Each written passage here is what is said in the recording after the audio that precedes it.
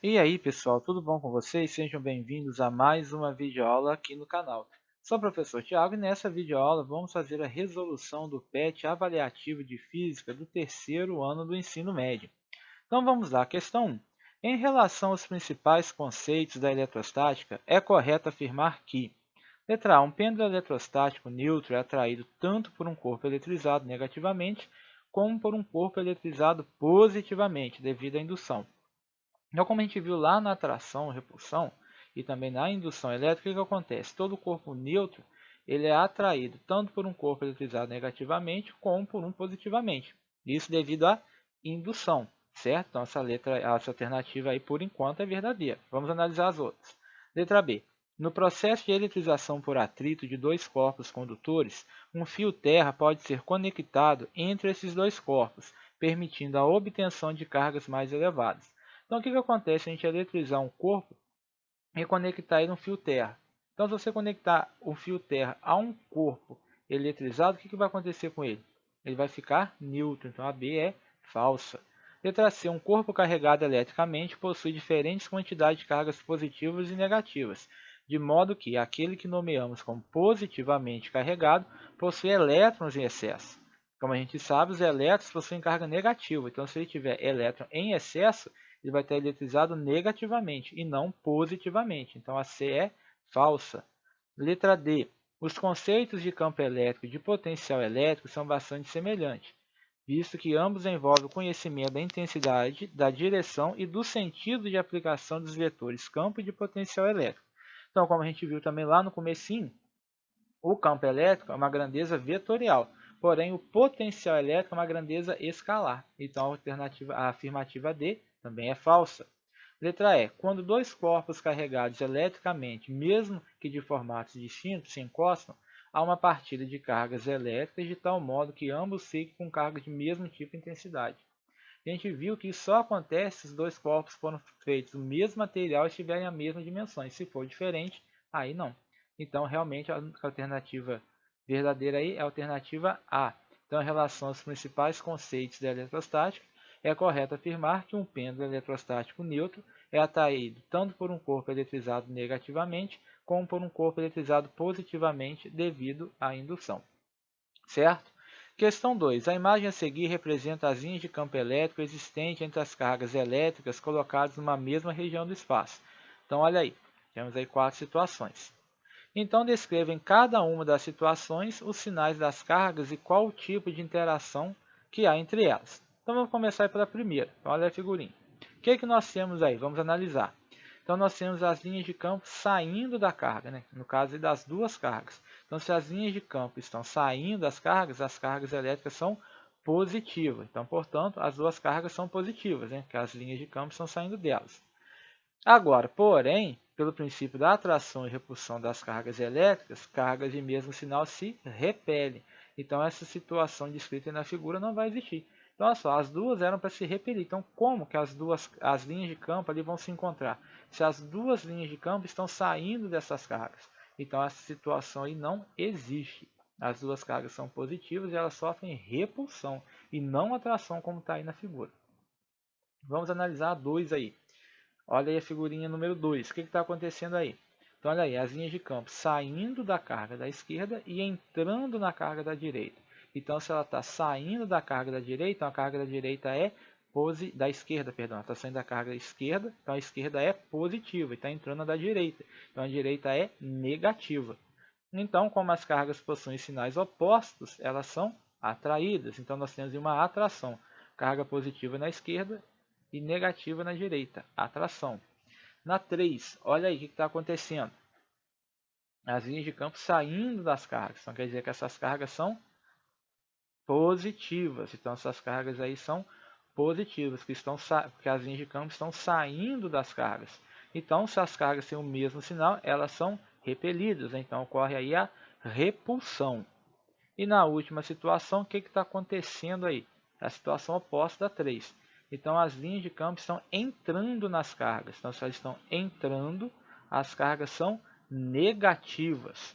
Então, se elas são negativas, o que vai estar acontecendo? Elas possuem o mesmo sinal, então, novamente, elas são repelidas. Então, ocorre aí uma repulsão, certinho?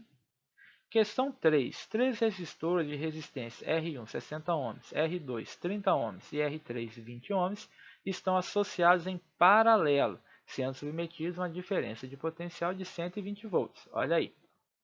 Então nós temos três resistores paralelos, 60, 30 e 20 ohms, submetidos a uma diferença de potencial de 120 volts. Então determine, na letra A, a resistência equivalente da associação. Muito bem, então como os resistores estão em paralelos, como é que a gente calcula a resistência equivalente de resistores em paralelos? 1 sobre a resistência equivalente é igual a 1 sobre a resistência 1, mais 1 sobre a resistência 2, mais 1 sobre a resistência 3. Substituindo aí os valores, o que nós vamos ter? 1 sobre 60, mais 1 sobre 30, mais 1 sobre 20. Tirando o mínimo múltiplo comum de 60, 30 e 20, 60. 60 dividido por 60, 1 vezes 1, 1. Mais 60 dividido por 30, 2. 2 vezes 1, 2. Mais 60 dividido por 20, 3. 3 vezes 1, 3. 1 mais 2, 3. 3 mais 3, 6. Então ficou 6 sobre 60. Simplifica, divide por 6, 1 sobre 10. Então 1 sobre a resistência equivalente é igual a 1 sobre 10. Multiplica cruzado, nós chegamos aí que a resistência equivalente é de 10 ohms. Certinho? Letra B. Qual é a corrente total do circuito? Então, para a gente calcular aí a corrente total do circuito, nós vamos usar aí a lei de Ohm. Lei de Ohm, V é igual a RI. Diferença de potencial igual a resistência vezes a corrente. Então, a gente já tem a resistência equivalente. Então, a diferença de potencial 120 volts, que é igual a resistência 10 ohms vezes a corrente I. O 10 está multiplicando, passa dividindo. Então, a corrente vai ser 120 dividido por 10.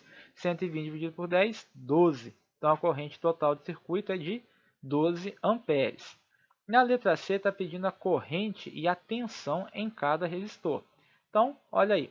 Como os resistores estão associados em paralelo, todos eles são submetidos à mesma DDP, 120 volts. Observe aí, ó. Como eles estão em paralelo, eles estão submetidos à mesma diferença de potencial, porém a corrente aí se divide. Cada resistor vai ter uma corrente diferente. Então, usando a lei de Ohm em cada resistor, nós vamos ter o quê? V igual a RI. Então, I vai ser V sobre R. Então, a corrente vai ser a diferença de potencial do resistor dividido pela sua resistência. Então, a corrente I1 vai ser a diferença de potencial V sobre R1. O V é 120, a resistência 1, 60. 120 dividido por 60, 2 amperes. Corrente 2, V sobre R2, 120 sobre 30. 120 dividido por 30, 4 amperes. E a corrente 3, V sobre R3, 120 por 20, que vai dar 6 amperes. Agora, observe o seguinte, vamos somar aí essas três correntes, 2 amperes mais 4 amperes mais 6 amperes. Quanto que isso dá? Isso dá 12 amperes, que é justamente o valor que a gente encontrou lá no item B. Né? Então, a corrente aí se divide, enquanto que a diferença de potencial é a mesma em cada um dos resistores. Questão 4, caiu no Enem 2017. Durante a reforma da sua residência, um casal decidiu que seria prático poder acender a luz do quarto acionando o interruptor ao lado da porta e apagá-la com outro interruptor próximo à cama. Um eletrotécnico explicou que esse sistema, usado para controlar uma lâmpada a partir de 2 pontos, é conhecido como circuito de interruptores paralelos. Então, aí nós temos aí que a gente precisa da lâmpada e do interruptor. Então, como deve ser feita a montagem do circuito da lâmpada no quarto deste casal? Então, ele quer acender num ponto e apagar no outro. Acender num, apagar no outro. Então, como é que a gente faz isso? Vamos analisar aí. Letra A. Observa o seguinte. O que acontece se eu fechar o interruptor da esquerda? Se eu fechar o interruptor da esquerda, a minha lâmpada ali vai acender. Fechei o circuito. Agora, o que acontece se eu ligar o interruptor da direita? O circuito vai continuar aberto. Então, não vou conseguir acender a lâmpada. Então, da letra A, não tem jeito. Da letra A é falso. Vamos ver da letra B. Observa o seguinte. O que acontece se eu ligar o interruptor da esquerda? Eu consigo fechar o circuito. Então, a lâmpada acende. Agora, se eu fechar o da direita, eu vou conseguir fechar o circuito e a lâmpada também acende. Então, da letra B, aí, por enquanto, é o verdadeiro. Vamos ver o da letra C. Na letra C, se eu fechar o interruptor de cima, ligar ele aí de cima, eu vou conseguir fechar o circuito. Beleza. E se eu ligar o de baixo também, eu vou conseguir fechar o circuito. Agora, se o de cima estiver ligado e eu desligar o de baixo, a lâmpada continua acesa. Então, eu não consigo apagar a lâmpada. Eu consigo acender, porém eu não consigo apagar. Então, a letra C é falsa. A letra D, olha lá. Se eu ligar o interruptor aí, se eu ligar o interruptor da esquerda, o que vai acontecer? Eu vou fechar o circuito, porém esse circuito aí não está passando a lâmpada. A lâmpada está ligada aí em paralelo, e não está ligada em série e não em paralelo. Então, na letra D também não tem como eu fazer isso daí. E por último, na letra E, é o mesmo caso de cima, né? Só trocou a ordem. Então, a alternativa correta aí da questão 4 é a alternativa B de bola, esse circuitinho aí, certinho? Questão 5. Com relação ao campo magnético terrestre e à orientação geográfica, analise as alternativas abaixo e assinale o que for correto. Então, letra A. O Polo Sul magnético terrestre situa-se na região do Polo Sul geográfico terrestre. B. As linhas de campo magnético do campo magnético terrestre emergem do polo na região do Polo Norte geográfico. C. O magma presente na litosfera terrestre e a revolução da Terra em torno do Sol são as fontes de campo magnético terrestre. D. Os fenômenos atmosféricos das auroras boreal e austral são observados em função da existência do campo magnético do Sol. E na letra E, a Terra pode ser considerada como um grande ímã, cujos polos norte e sul magnéticos se localizam aproximadamente nos polos sul e norte geográficos, respectivamente. Então, qual que é a alternativa correta aí? Como a gente já viu nas videoaulas anteriores e até em alguns exercícios, a alternativa correta número 5 é a letra E. Então, a Terra pode ser considerada como um grande ímã, cujos polos norte e sul magnéticos se localizam aproximadamente nos polos sul e norte geográficos, respectivamente. Por último, aí, questão 6, a imagem a seguir traz uma representação do poder de penetração das radiações alfa, beta e gama. Então, olha aí, a gente tem a alfa que para aí numa folha de papel, a beta que para no corpo, a gama que atravessa aí, mas para na água, e o nêutron que vai ali parando lá no concreto. Então, sobre essas radiações, marque a alternativa correta. Letra A. Sempre que o núcleo de um átomo emite a radiação beta, um novo nêutron é formado no interior desse núcleo. Essa afirmativa aí é falsa, né? Porque a emissão da radiação beta ela promove a formação de um novo próton no interior do núcleo do átomo. Letra B. A radiação beta é composta por um único elétron, que confere a ela uma carga positiva. Bom, na realidade, a radiação beta ela não é uma carga positiva, e sim negativa, então também é falsa.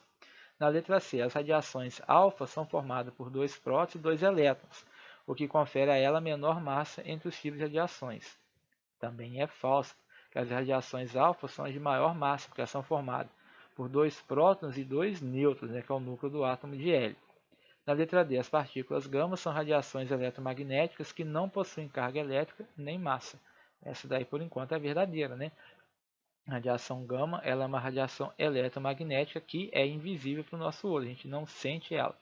E na letra E, os nêutrons são partículas localizadas no interior do núcleo do átomo e apresentam uma massa menor do que a dos elétrons, presentes na eletrosfera. Como a gente aprendeu em química lá no primeiro ano, isso daí é falso, né? Porque os elétrons são as partículas de menor massa que compõem o átomo. O nêutron, embora não possua carga elétrica, ele possui uma massa igual à do próton. Então, aí na questão 6, a alternativa correta é a letra D. As partículas gama são radiações eletromagnéticas que não possuem carga elétrica nem massa. Muito bem, encerramos aqui a nossa última videoaula do terceiro ano, né? Então, você que está terminando o ensino médio, concluindo aí, parabéns. Quer dizer, uma etapa da vida termina, mas outra começa, né? Agora, ou é faculdade, ou curso técnico, ou ingressar no mercado de trabalho. Parabéns aí a vocês que me acompanharam ao longo desse ano letivo. Sucesso na nova jornada e um forte abraço.